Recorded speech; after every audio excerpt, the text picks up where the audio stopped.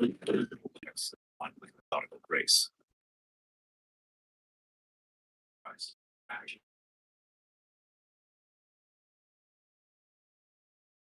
Slash embarrassing versus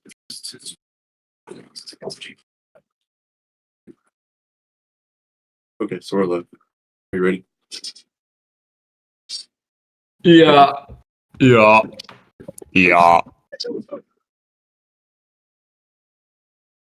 Welcome, everyone, to Around the Shroom. We're here with our semifinal segment here. I'm Dawson, here with my co-host. I'm Nathan, and I'm happy to be here before our semifinals rounds of playoffs. Excited to see what we have coming for us as we move into a 3-game format tonight. The first time that we'll have it in the Dark Horse Slugging Association. So excited to see what tonight brings us, and if it brings any interesting or key changes to the game, and just ready to get into it. So. With that said, Dawson, you want to kick us off with our first part here? Where I assume that we're gonna go over the games here. Yeah, so our first one is going to be a 1 versus 5 matchup where Fury. Uh, we've spoken a lot about Fury in recent weeks. They had the bye going into the semifinal, so skipping the wild card round altogether. And they'll take on the Wigglers, who had some true heroics against the Warriors in that 1-game wild card matchup. So Wigglers eke out a semifinals berth against one of the best teams in the league. And like you said, this is a 3-game series, so this is going to be changing a little bit the way that you imagine these teams play. Is this is going to be a game that goes? These games are test the mettle, test the stamina of all these players in this game. Yeah, it'll be interesting to see what Fury has done to prepare for tonight. Taking a game off, it could help with recovery of the players, but also could hurt because the Wigglers are coming off of, like you said, a heroic comeback. Bats are hot, gloves are hot, so that team is ready to play. And Fury coming off of a bye, they're looking at the 5 seed and thinking that they probably have an easy win in the books here. So I'm interested to see how that affects the gameplay of each of these teams. And I don't know what it's going to come down to, but I definitely think that we'll have an exciting couple of games and potentially see this one go to 3 series, which would be the first time that Fury loses a game this year if that happens. Yeah, and with these games, we already know, we know what this matchup has brought to us once before, but with these being 9-inning games, I believe it's going to make them even tougher to any which way, because you've got to really be able to sustain that level of success through a whole game, and you really haven't seen Fury's pitching depth like we've seen the Wigglers pitching depth. So it really may be testing some of those late pitchers at the end of this game, because something that we've seen time and again is if you give the Wigglers an opening at the end of a game, it's theirs to take it away from you, as they scored 7 in the bottom of the 8th to clinch the win over the Warriors. So, I mean, you just give them an opportunity, and any game is fair game, especially with some of those superstars that they have on their team, specifically Wiggler and Luigi. Even Petey has shown some sparks every now and again, but really top to bottom, this has been a really consistent hitting team as of late, especially in that last game against the Warriors. Yeah, I agree. You touched on it a little bit. Petey Wiggler has been a big part of this team in the last few weeks. There were questions about going into the playoffs, whether he's going to keep staying that consistent self, as he had a rough start to the beginning of the season. But really big game against the Warriors last week, and really helpful and instrumental in getting that win. Petey, who's been quiet all year, definitely continuing to try to step up in these games. But I think that the Wigglers still want to see a little bit more out of Petey. He's their big power hitter, and he hasn't really been hitting like it as of late. So I think the Wigglers are still wanting a little more out of Petey offensively, but for the most part, they've just had a very reliant team behind them there. So excited to see what the Wigglers can do. And you talked about it, but Fury just has pitching depth, for days and days. With Bowser Jr., you have some of the bros that can come in to pitch. The Kamek, Green Kamek, he can come in and he can pitch. So they definitely have plenty of pitching going forward. So these 9-inning games might test them a little bit, but I wouldn't be surprised if we don't see any struggles out of the Fury pitching in these games. Well, yeah, I mean, I think the offensive output has been something that we've seen for a while. I mean, the point run differential has been pretty crazy, but more than anything is it's that defense that backs it up. I mean, we're seeing two of the better defensive teams with that PD Wiglet infield taking on the Bro infield. And even that outfield as well has been serving the Wiglets pretty well with Yellowtoe JT and Yellow Yoshi. JT probably being an undercover MVP candidate. But with Koopa Flag and Bowser Jr. and Blue Dry Bones holding their own in that outfield as well. But the great in middle infield is really what defines both of these teams. Yeah, I'm ready to see some grit out of the Wigglers here, as they're probably going to need it going into this 3-game series. And then I think it could kind of be something that they rise up to the occasion, or they just completely fall apart and let Fury walk all over them, which is nothing new for this Fury team, but for the Wigglers, they've always kept it close. So I think that this game might end up being might come down to the grit. Or these games, this series will come down to the grit that the Wigglers show. Yeah, absolutely. I mean, they've been incredibly gritty. I mean, they're sitting on, I believe this is a 4-game win streak right now for them. So, I mean, like they've shown that they have the ability, a 3-game win streak, excuse me, 3-game win streak, but they've shown this last game that they just won in the play is the first game they didn't win by 1 all season. So, I mean, it's hard to be too bad about a performance like that. So, but I mean, this is an opportunity for them. Even if they lose the first one, they're going to get to go pick home field advantage. Sources are saying that they're leaning towards a Yoshi Park. And, the Yoshi Park has seemed to be the giant killer map where anything can happen. So, I mean, I'd say keep a lookout on that second game. If the first one ends up going in the Wigglers' favor, it's an opportunity for them to just pounce on the apparent weakness of Fury up until that point. And you may find a way where we're looking at the end of tonight, shocked that it's the Wigglers that have gotten it done in 2 games. Yeah, and the stadium selection is going to be a big part of it. And as you talked about, the Yoshi Park has been a giant killer. But one thing I do want to go back on last week in the Wigglers win is, some people were saying that their win was more of a fluke, that, they got lucky on some of the errors that the Warriors made later in the game. And I just want to hear your thoughts on that. I mean, do you think that this team just kind of lucked out and snuck in here? And I mean, if they did, then what can you expect? Because we know the Fury team is not prone to making errors or making mistakes in the field. I think that Warp Zone Warriors, where they were in the season, having not moved in the deadline, having been a team that had been struggling going into that game, I think dynamics were just against the Warriors. And the thing is that the commentary team did a great job because they said the exact thing, what ended up happening in that game. They said it in the pregame, even an hour around the Shroom segment before. We were talking about the exact thing that would lead to a Wigglers win is they hang around, they leave the door open, the Wigglers will pounce in the final 2 innings of the game. That's exactly what happened. They left the door open by not scoring any more runs after the 4th inning and just being completely locked out. So then the opportunity arises where all of a sudden it's a 1 hit and you take the lead, and Luigi ends up leading the whole thing. Like, ends up taking the lead, and then also the Spivey 3-run error home run. I mean, that's the nail in the coffin, right? I mean, we could have seen this go to extras, but because that extra 3 runs of just a cushion, that kills all momentum for the Warriors. And that's just been the defining feature of their season, is that they just struggle mightily to get anything moving. But I mean, with that being said, I think the Wigglers can. I think they're definitely earned their way into this spot. But they certainly are not one of the obvious contenders whenever you were looking at that team, especially with PD's woes. You knew that this team has a lot of potential, and a lot of it is unrealized. But, I mean, if they can play to the very top of their potential, this is a team that can be pushing anybody, especially Fury. I think I agree with that. That if they're firing on all cylinders, I think that they're going to give Fury a good run.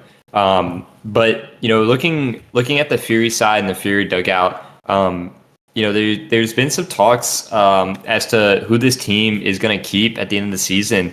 as there's kind of voices swirling, and we saw an interview from Bowser Jr. earlier today, which kind of indicated that he is prepared to be covering this team, and that all he's really focused on is the game at hand. But I mean, you have to think that at some point that's going to affect the mental state of some of these players. That some of them are going to see it as a chance to rise up and prove their worth to be on the team, and some of them are going to see it as just kind of a throwaway that they're probably already looking to the next season. So Fury as a whole, I think, is coming into this with some mixed feelings amongst their team. But I think that Fury is going to be just as potent, just as powerful as they always are. It's going to be tough on the players, having those feelings and those thoughts racing through their heads during the games and before the game. I think that could be true too. But on the other side of it is a lot of these players, a lot of the role pieces that know they don't have a whole lot of great chances of sticking on this team. Like, you're going to see them, if nothing else, they want to get a ring. Because if they don't get a ring, then it feels like this is such a what-if scenario for them, because there's no guarantee that they get brought back next season.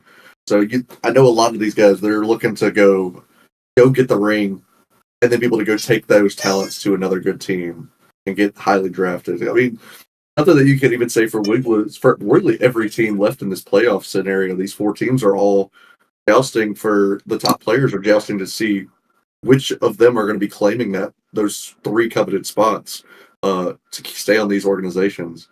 I know there's been a lot of stuff floated in the air about Wario, for example, on the Wigglers, and even I think it's been pretty.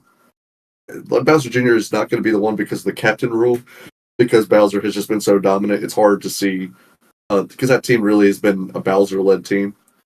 And then you see like Green Kamek has been pretty notable about being one of the players that are going to be kept.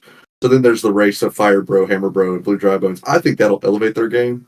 But, I mean, I could absolutely see what you're talking about them getting in their own heads and possibly struggling to make plays because they're trying to play beyond themselves and not trying to play within their own skills and abilities. Yeah, I mean, I think you nailed on it pretty heavily there. It's going to come down to just I think how these teams view this game and how they come out.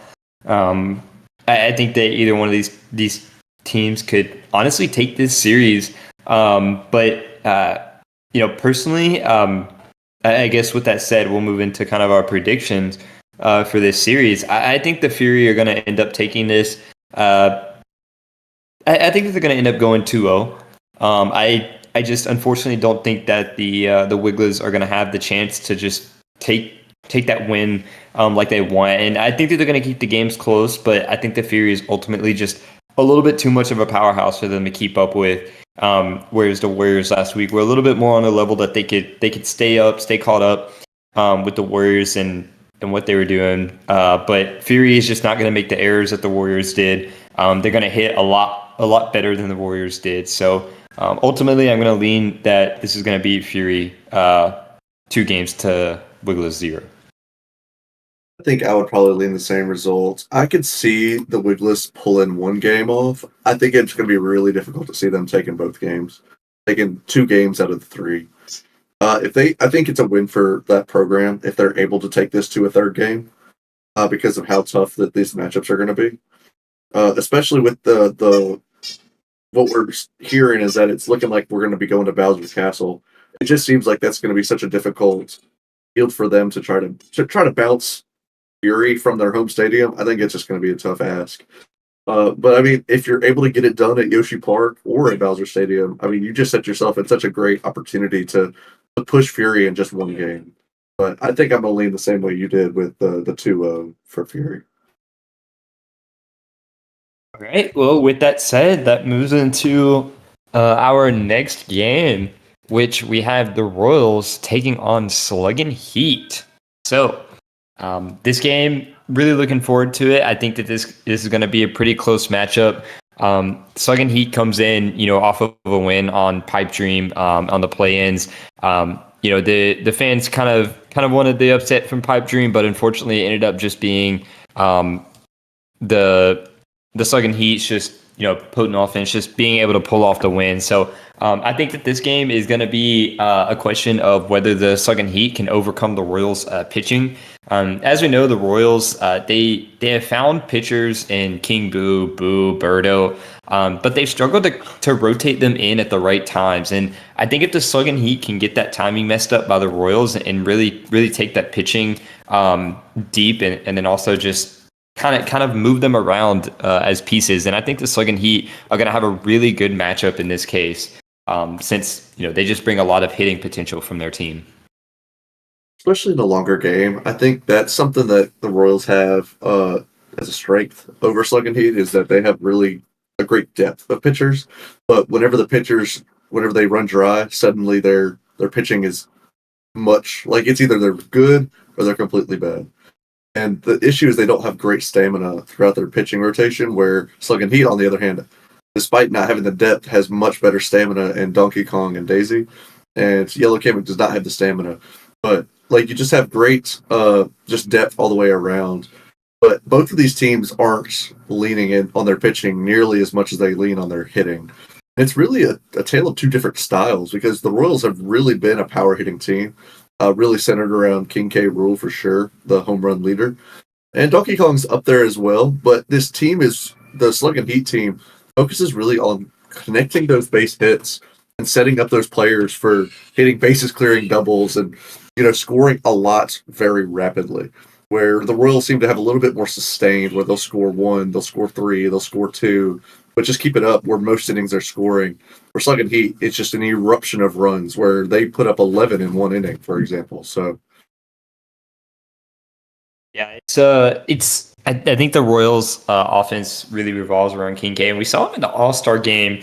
He didn't really hit, but I believe one home run, and the rest were just singles. And honestly, I think if the Slugging Heat can keep him and limit him to that, then I think the Slugging Heat are going to be able to take this game because it seems like the Slugging Heat the Royals kind of revolve around that King K being that real power hitter. I know that they have power hitters outside of that with Birdo hitting a few home runs and King Boo hitting a few home runs, but King K. Rool seems to be their main target of getting him as many at bats and just trying to get him to just slap the ball out of the park.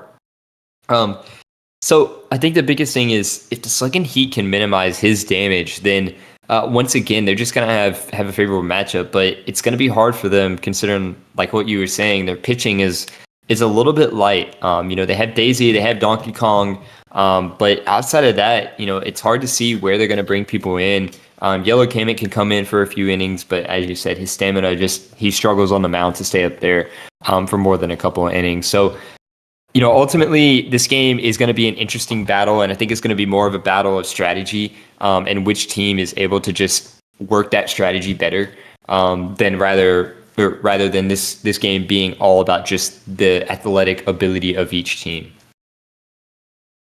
I think I would tend to agree with you as well. I mean, something we talked about a little bit before. It's the stamina is being able to fight all the way through a 9 inning game and then having to do that 2 or 3 more times. I think that's just going to be so important to be able to see who's able to play their game through the duration of this series. And I think the team that has the most success is going to be able to get it done. All right. Well, with that said, who do you foresee taking this series? Well, this is an interesting one. The last time these two teams played, the game was just kind of shocking, and the Royals had played Fury the closest they had ever played anybody up to that point in week 3, giving the only lead against Fury yet. But then immediately following, Slugging Heat jumped off and exploded for a 17-6 win against the Royals. Granted, the teams both look different since then, but overall, I mean, this is two teams that have the potential for high levels of offense. The two highest scoring games in the league have been the Royals beating Mushroom Cloud 18-7, and then Slugging Heat in that game against the Royals 17-6. So, I mean, I expect that to be not much different here. Even with the field choices, I think that it's going to be very much an offensive geared game. I'm excited to see what that will bring. But I mean, honestly, it's hard to deny Slugging Heat's momentum right now. Yes, the Royals just beat the Warp Zone Warriors in that pivotal game at the end of Week 5, where they beat them 15-10. I still want to lean on Slugging Heat to at least pick up one of these 3 games, and honestly, I think that they're going to be able to get it done and pick up 2 of the 3. Yeah, I think like you said in that last game that these teams met, they did they were able to change up the Royals pitching rotation, and that's really what helped them secure that win. But as you said, these teams are different now than the last time they played, so that'll probably be affected a little bit in their ability to do that. But I think I agree that the Slugging Heat are going to end up taking this series, and I think it's going to end up being a Slugging Heat 2-1.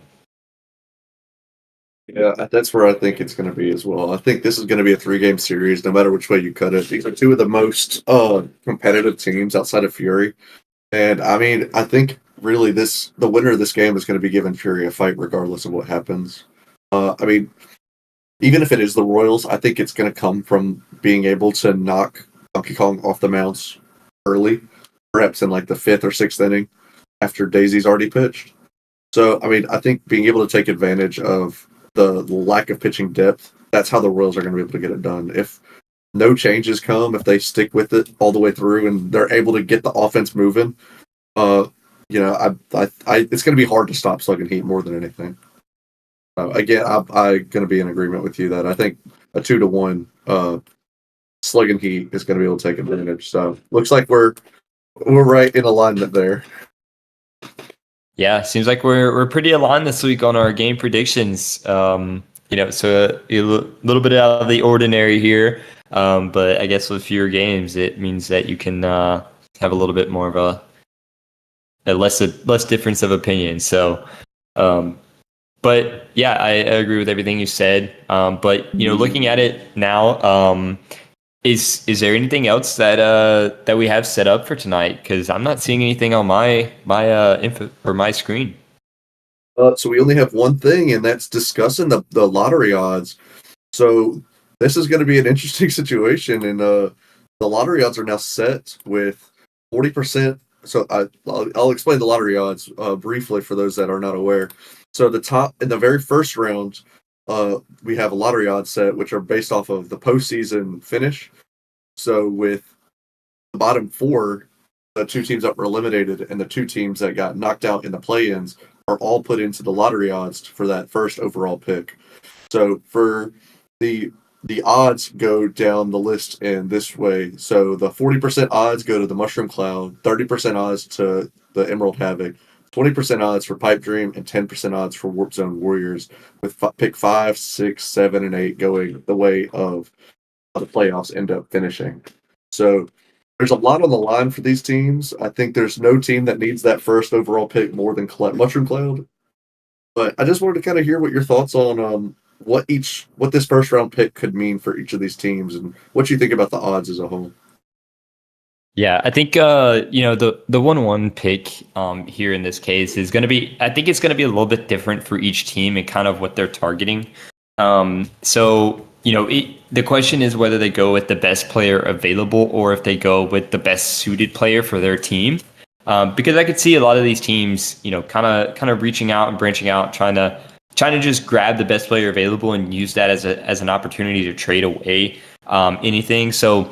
Whenever you look at it for the Warriors, I think that they're just going to try to go out and get the best available Kong, potentially. So we don't know which players each of these teams are keeping right now. So a lot of this is speculation as to which players are going to drop. But with the Warriors, I think that they're definitely probably going to try to chase after a Kong if they don't keep some of them. But if not, they're probably just going to go after the best available player, which they could be going after another Critter, or they could be going after a Kamek, or one of the Bros, as we know that Fury has to drop one of the Bros. So I could see them just going after the best player available if they don't have any Kongs on the board to take. Looking at the Havoc though, this team is interesting because they're kind of in a sense in an identity crisis where they're not really sure what type of team they want to be. We do know that they want to be green, but we've been told that they've been kind of looking at a different rebranding strategy. So I think the Emerald Havoc are going to be the same, where they are just going to go with the best player available, and try to just pick up one of the bros, whether it's Boomerang, Hammer, Fiber, whichever one is available.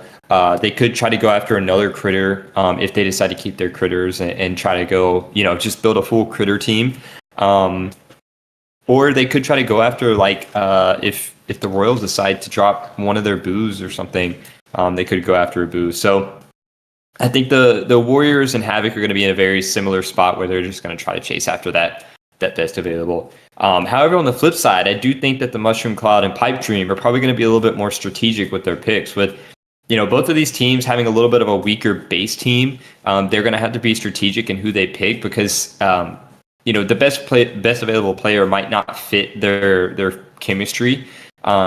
So the Mushroom Cloud are probably going to try to pick up a critter or some kind of red theme player to kind of go with them. As we know that they have said that they're keeping Abe at this point. And Pipe Dream, similar case, they're going to try to. It seems like they're going to try to pick somebody who is kind of in relation to their theme of Yoshi or Mario or something like that. So not necessarily the best available player, but the best available player that fits their scheme. So it just kind of comes down to which way these teams look and which way they want to go. Like I said, whether they just want to get the best available or if they just want to nab somebody that fits their scheme a little bit better. Of the 4 teams, who do you think who needs that first round pick more than anybody? I think out of anybody, it's probably going to end up being the Mushroom Cloud. Unfortunately, they're just working with not a great set of people, just because of what they have built. And I think that while they do have a lot of picks in the top of the rounds, I think having that first pick is just going to be vital for them. Or potentially the Havoc. I could see the Havoc needing that first overall pick, just to try to get out of the situation they're in and just find an identity with the player that they decide to keep. I think that's a really telling word is the identity. And Havoc, it feels like Havoc is struggling with that, and that they really were never able to pin that down. They were between tanking and also trying to win now, and they just were not able to do either effectively. So, I mean, they ended up missing the postseason, and just like they had a 1-game opportunity to go to the postseason, couldn't get it done. I mean, a great play by the Wigglers to end it on the very last play of the game. But at the same time, you have to look at yourself if you're the GM of the Havocs, and you have to just really make a decision here as far as like if you're going to be committed to trading away a lot of these pieces that like the critters in particular, which are highly valuable players in their own right, and seeing what you could do to create a clear identity. Because some of the most successful teams in this league have been teams that have very clear identities, whether it be Fury, whether it be the Royals, whether it be Slug and Heat. And even the Wigglers seem to have a better identity than Havoc does. And the team that ended up beating them to make it to the playoffs, I mean, it seems pretty clear in that regard. So I would almost lean the Havoc just because Cloud has so many picks early on that if they end up getting the second, third, or even the fourth pick in the first overall, they have so many other picks in the first 3 rounds that they're going to be able to create whatever identity that they're looking for. Yeah, I think it's just going to come down to what these teams are going to end up looking for from that first round pick. Both teams trying to build something in the next season after a pretty disappointing season for both of them. So ultimately, it's just going to come down to what they're looking for as GMs and what they can find on the board. So, but that's all I have for tonight. So, Dawson, unless you have something else. No, that's it for me. We wanted to thank y'all for coming, and we will see y'all next time.